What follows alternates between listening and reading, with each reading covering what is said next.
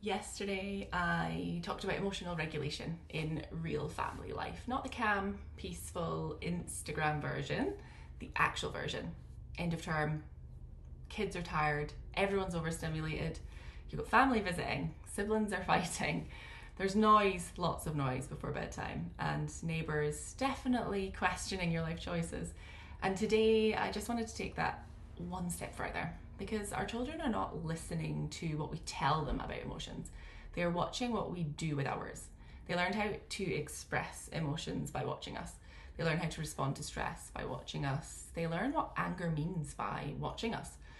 And they learn whether repair is possible by watching us. They learn whether big feelings are safe or shameful by watching us. And that can be quite uncomfortable to think about, especially for dads, stepdads, uncles, grandas, and men who are trying to hold a family together while also dealing with their own stress, work stress, money pressure, relationship strain, exhaustion, and their own internal world that nobody else sees. But here's the hard truth. If you yell at your child and then get angry at them for yelling when they're dysregulated, that's not teaching them respect. That's teaching them fear, confusion, and emotional survival. It teaches that my big feelings are wrong, but adults are allowed to have them. It teaches them that anger gets power, or if they're overwhelmed, that they might get punished instead of understood. And connection disappears when emotions show up. And I want to be clear, this is not about blaming parents. Every parent loses their patience sometimes. Every parent has moments they regret. Every parent has had that moment where they hear their own voice and think, that is not who I want to be right now. I've been there. This is about responsibility because children don't need perfect parents. They need parents who are willing to notice, to repair, to grow. And a lot of men were not taught how to understand their own emotions. They were taught to push through, to stay quiet, be tough, don't cry, don't talk back, don't be soft, don't make a fuss, handle it. So when their child is crying, yelling, refusing, tantruming, melting down, or being disrespectful, it can trigger something much deeper, not just frustration. Sometimes it triggers helplessness, embarrassment, loss of control, shame, the belief that I need to stop this behavior now or I'm failing as a parent, I'm losing their respect. But that's where a lot of dads move straight into logic or solutions. Stop crying, calm down, there's no reason to be upset. You're fine, go to your room. Why are you acting like this? But when a child is dysregulated, logic is usually not the first thing that they need. Connection comes first, safety comes first. The behavior, yes, may need a boundary, but the emotion underneath the behavior needs to be understood first. There's a difference between saying, stop being disrespectful, and saying, I won't let you yell at me, but I can see you're overwhelmed. Let's take a minute. There's a difference between why are you acting like this and tell me what's going on here, what's happening underneath this. There's a difference between controlling the behavior and helping your child understand the feeling that drove the behavior. And that distinction matters because behavior is communication. It's not always good communication, it's not always acceptable communication, but it is often communication. Anger might be tiredness, defiance might be overwhelm. Crying might be disappointment. Shouting might be a nervous system that doesn't know what else to do yet. If you can't understand your own emotions, it becomes much harder to help your child understand theirs. And that's where the men's mental health piece comes in.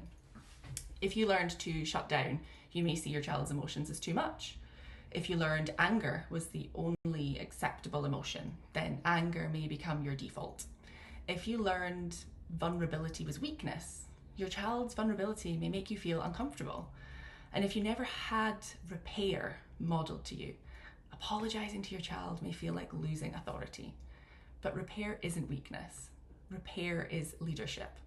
Saying, I shouldn't have shouted, I was overwhelmed, but that wasn't okay, does not make you less respected. It makes you safer.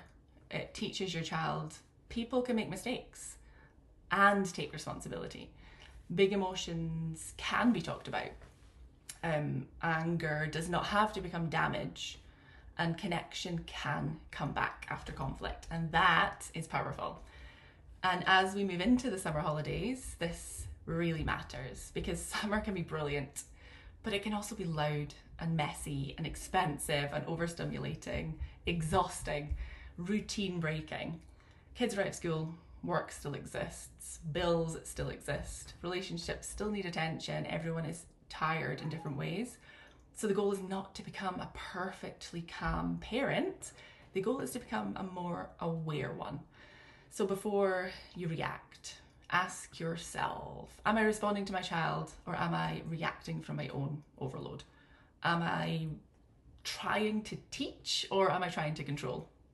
Am I focused only on the behaviour or am I curious about the emotion underneath it? What do I want my child to learn from how I handled this moment? Or what would I do here if I was acting from my own values, not just my stress? Because this is not about social norms. This is not about pretending men should suddenly become emotionally perfect. It's about values. What kind of father do you want to be? What kind of partner do you want to be? What kind of emotional legacy do you want to leave? What do you want your children to remember about how conflict felt in your house? If you can't do this for yourself yet, do it for your kids. Break the cycle because you don't want them to carry the same emotional silence. Break the cycle because you want them to know that strength includes repair. Break the cycle because one day they will handle stress the way they learned stress is handled. And they're learning it from you. Not just from your words, from your tone, from your face, your volume, your apologies, your silence, your repair, your ability to say, I'm overwhelmed and I need a minute. That is regulation in real life. Not perfection, responsibility. And responsibility is strength. So today's question is, what do your children learn about emotions by watching you? And maybe the follow-up after that is, what do you want them to learn instead?